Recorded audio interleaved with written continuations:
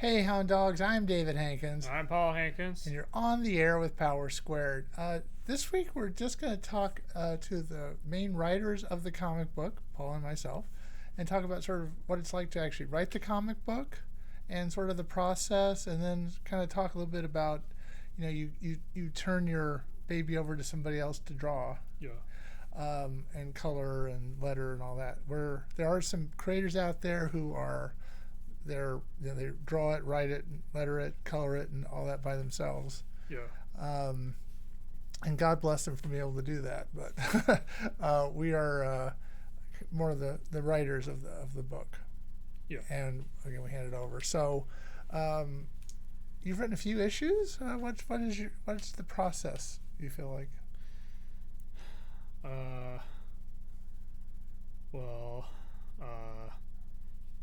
since I was writing yokai-centric stories, I first I started with like what yokai would be interesting for the boys to encounter, and then I kind of worked out a story based after looking up more about the yokai. I built the story around the ideas behind the yokai, including what's in the various legends or what abilities they might have. Mm-hmm. And then I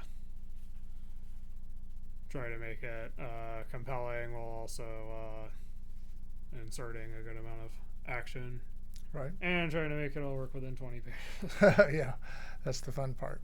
And do you think it helps to show it to somebody else as opposed to just writing it yourself? And yeah, it also helps me.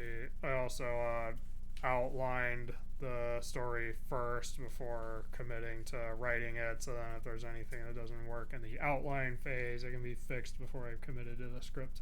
Okay. And you use I'll say use Word to write this in. I mean, just we've talked to colorists and letter and artists before about what they use. We just basically use Word. Yeah, honestly, outside of specific things, like if you need to write a script, you want to use a script writing program. Right. That still depends on the project, but outside of using a specific program, I think you could just use Word for everything. Yeah, pretty much everything. Yeah, and I know that the script process is sort of evolved. I mean, we used to just write, start to finish everything. Now it's sort of like page by page. Yeah. And then, so how do you decide? I'm gonna here. This page is 5 panels. This page is 6. This page is 7. How do you decide? Determine that. Well, as I'm going through the outline while writing the script, actually I have both open at the same time, so I can still follow what I'm doing. Mm-hmm. I'm kind of mentally trying to figure out what part of this outline could actually fit on the page, and then I play that page out in my head and think about how many panels it would take to do that. And sometimes it comes up, and so as I'm writing it, sometimes it comes up a little short or there's too many. Right. So I try to condense it or expand it a little. Do you ever? I mean, I know that you've read a lot of manga. Yeah. And they seem to almost, in some cases, be panelless. They don't seem to necessarily have panels per se like we do. Do you ever want to have them look more like that? How do you mean? Well, I mean, there's some pages where it's a lot of action going on without. I know there's a flow to it, but there doesn't seem to be like these little lines drawn to break it up. Right. As much as like an American comic book, everything's got a little panel to it. Yeah. And sometimes I think there's a little more free form. Is what I'm trying to say. Not that they're not panels at all, but there are some pages where it's here's an image and a lot of action going on around it. Yeah. In my head, I think about it more dynamically because a lot of although I've read manga from multiple genres, a lot of what I've read has been like shonen action stuff.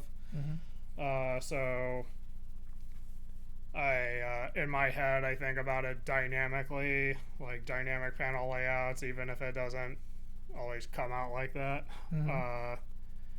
And something I've learned is hard to translate into a script necessarily, or maybe it's the way I'm doing it. Right. But when I've been reading JoJo's Bizarre Adventure in English through the official Viz translation, I came to realize after a while that Hirohiko Araki kind of treats the page like a canvas.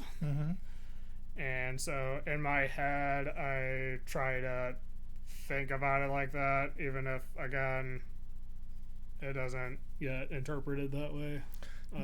So, I mean, mangakas they write and draw it. Yeah. Usually, right? I don't know if they ever have a writer and an artist.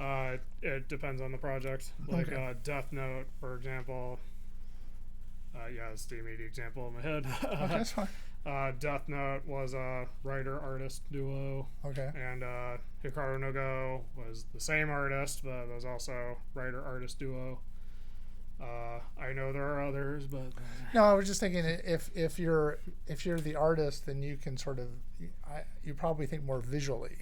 Yeah. And you could probably imagine a page where, as you say, it's more dynamic and the action's happening, and you draw it out and you could work the story around it in some ways. I remember Joe and I read a little bit of Bakuman, which same writer, same duo as Death Note, but that was a manga about creating manga, and it mentioned that when you're the writer, it came up that when you're the writer, you still have to thumbnail it.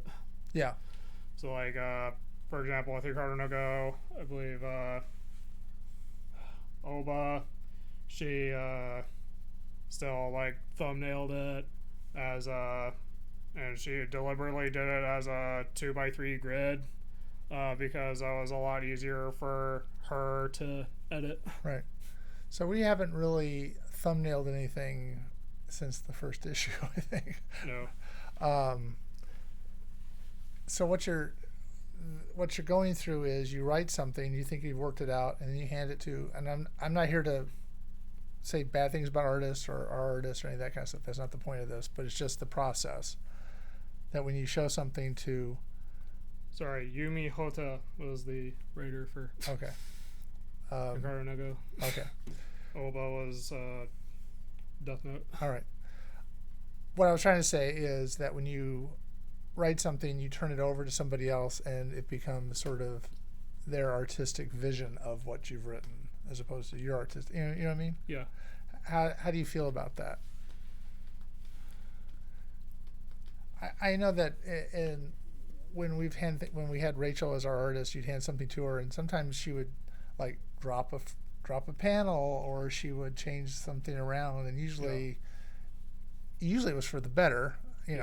I look at it as sort of a process that you're going through, and it's a collaborative process, and so your idea is something you're giving to somebody else, and you see what they give you back, and then you kind of go back and forth some, right? Yeah. But sometimes you kind of like you turn it over and you're like, oh, is this what I meant? Yeah.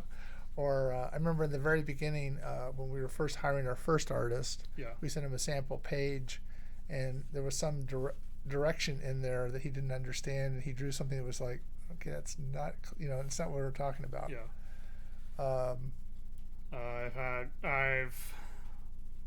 From writing a couple issues now, like myself, I've been figuring out how much detail to put into the script, because, and then I realize it kind of depends on how well you and the artist are on the same wavelength.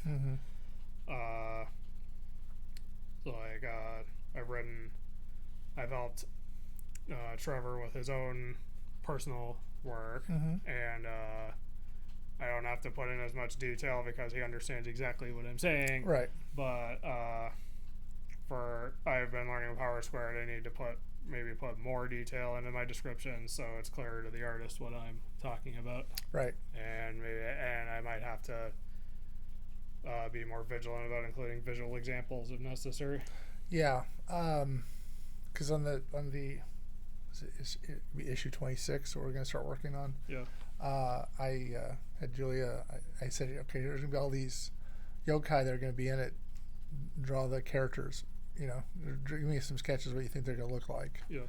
Before we start getting into the whole thing. And I was actually trying to thumbnail it, and I realized what a bad artist I really am, because I got to the point where I was like, there's a big fight here, and I don't know how to draw that, that kind of stuff. So I was thinking about doing that kind of, like the cartoon where it's just a big thing of things happening, a fight here, I don't know.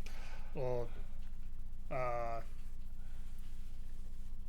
like when Trevor thumbnailed his own issue, he he wasn't that good at drawing like people, so he just drew everyone as a cat. Yeah, and that's why he looks like a cat in this issue. No, I'm kidding. Yeah, so I'm a little more free form of a writer than you are. I know you outline everything. I don't. Yeah. I just sort of sit down and I have an idea, and I want to get from A to B, and how do I do that? And I like the idea of I have to go through it several times and add, subtract, and then I'm very conscious that I'm wordy, and I try to cut back on how many words are being said, if I can.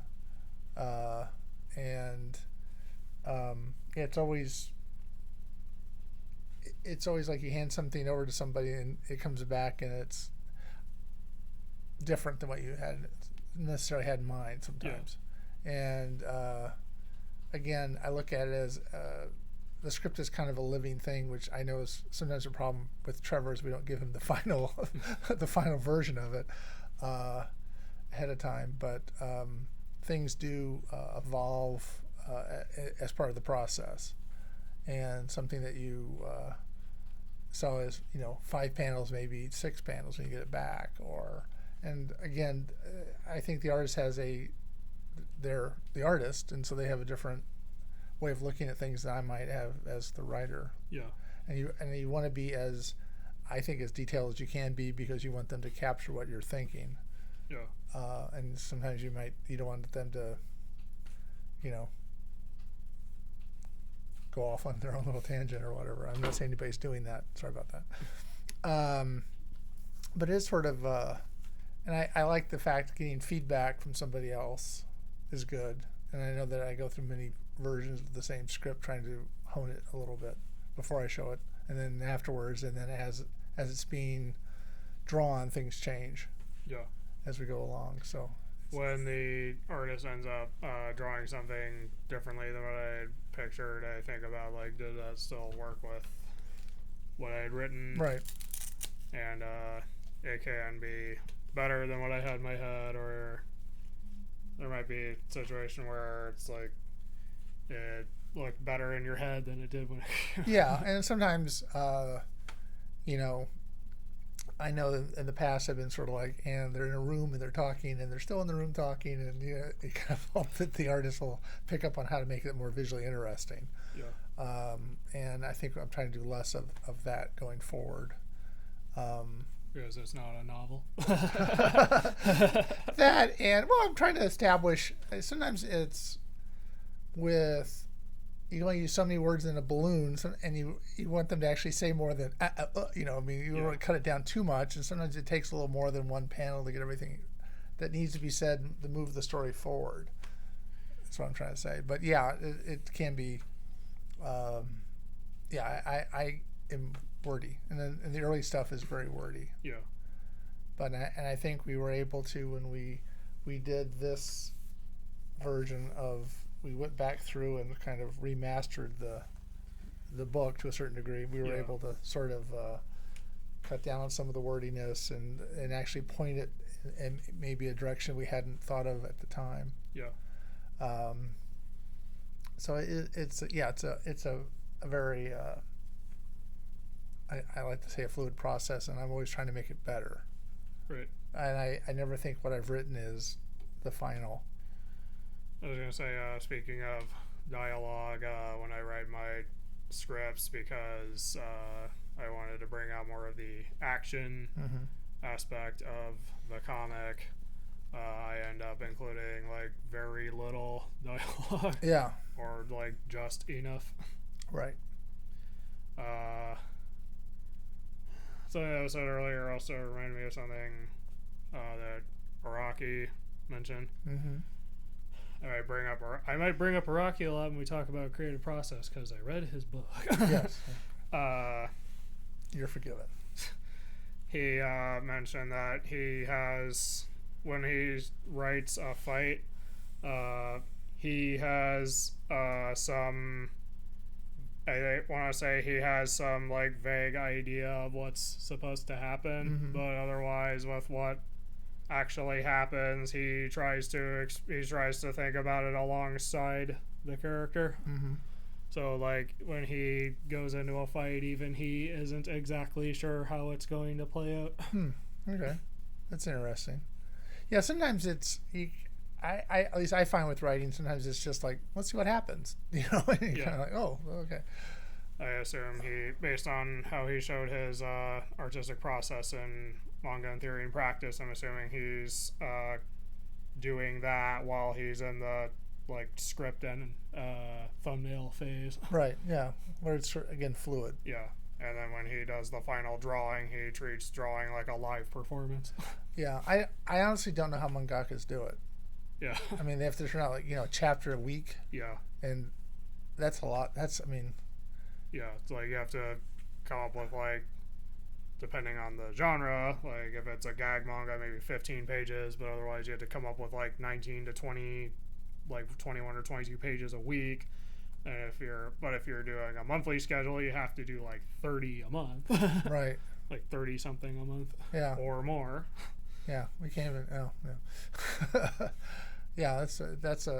I think it sounds like a great, you're creative all the time, but like you're under the gun constantly too. Yeah, to a lot of them, depending on how many assistants they have, they might end up partially living in their studio.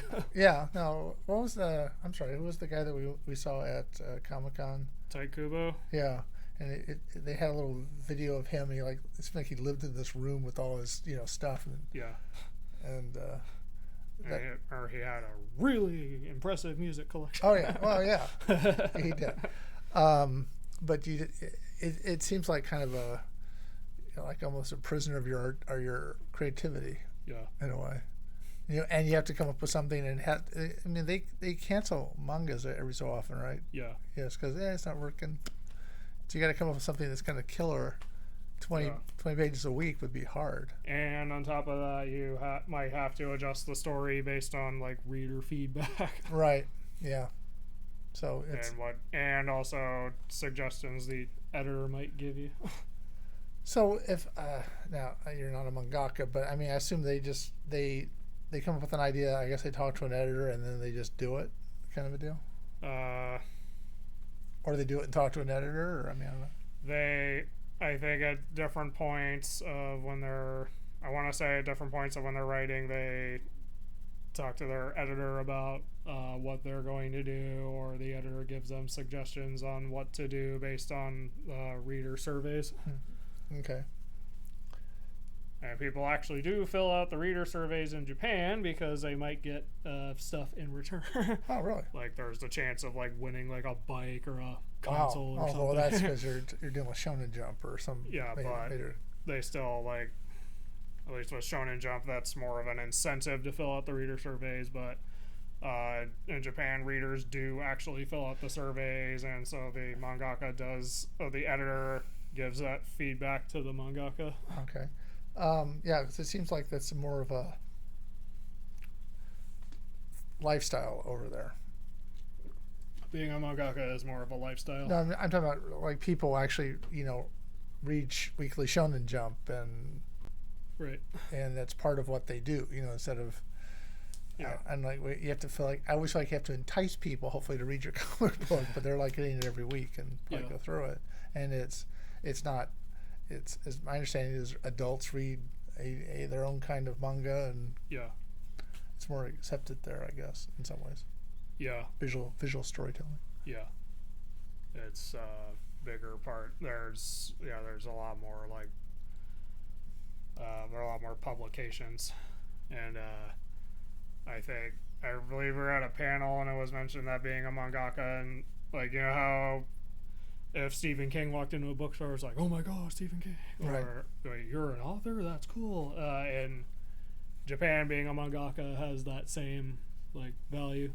Are they known over there? I think it depends, but there can be more known in Japan. Yeah. Okay, it's like Taikubo can't walk down the street with that. Again, it also depends. Okay. Mangaka also tend to, apart from with some exceptions like again Araki, mangaka tend to be camera shy. Yeah. So readers might not even know what their face looks like, right? Which may help with them being able to like go to a store or something. So, what's your favorite part about writing the comic book?